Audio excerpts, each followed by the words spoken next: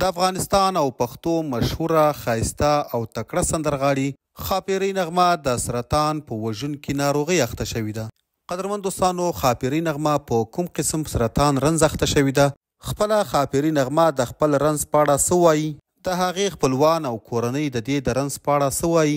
او آیا د دې نه وروسته به د خاپیرۍ نغمې تازه سندرې او پروګرامونه وګورو؟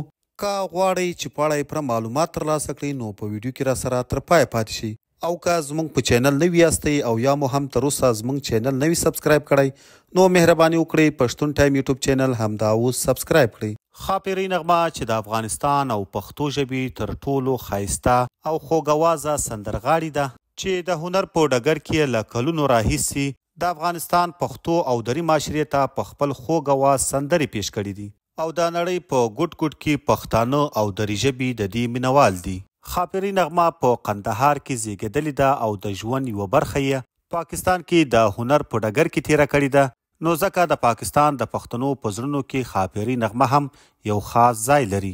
اوس په رسنیو کې د خاپیرۍ نغمې په اړه داسې ویل کیږي چې هغه د سرطان په وژونکي رنځ اخته شوې ده. خاپیرۍ نغمه دا مهال شپېته کاله عمر لري او آیا هغه به د دغه وژونکي رنځ څخه نجات ومومي او که نه؟ د خاپیرۍ نغمې په اړه دغه خواشینونکی خبر له څو ورځو راهیسې اکثره د دري ژبې رسنۍ خپروي او موږ هم وغوښتل چې په دې اړه پوره معلومات ترلاسه کړو او د خاپیرۍ نغمې د دغه ناروغي په اړه دلته له تاسو سره معلومات شریک کړو.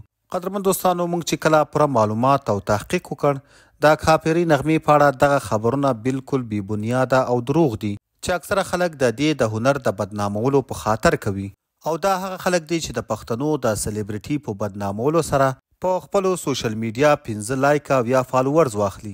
قدرمن دوستانو، تاسو د خاپیرۍ نغمې د دغه خواشینونکي خبر په اړه څه نظر لرئ؟ نظر مو راسره په کمنټ کې ضرور شریک کړئ او د نورو داسې تازه او معلوماتي ویډیوګانو دپاره پښتون ټایم یوټیوب چینل همدا اوس سبسکرایب کړئ.